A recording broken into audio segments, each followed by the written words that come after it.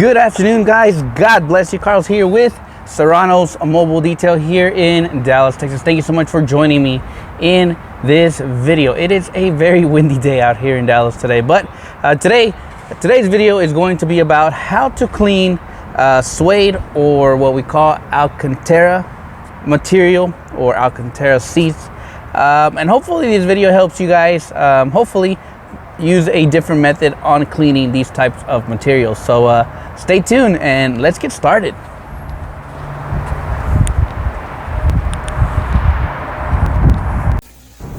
And I think some asked, they wanted to see a video of, I guess, the way I made my vortex with my lights. And to be honest, I like it. It's pretty bright.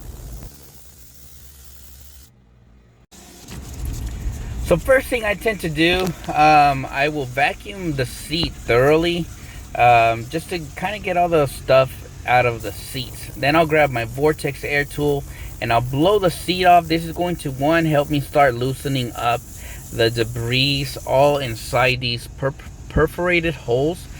So it just helps much better for the finished product. For today's solution, I'm using Flex Citrus on a Merrillix 2000.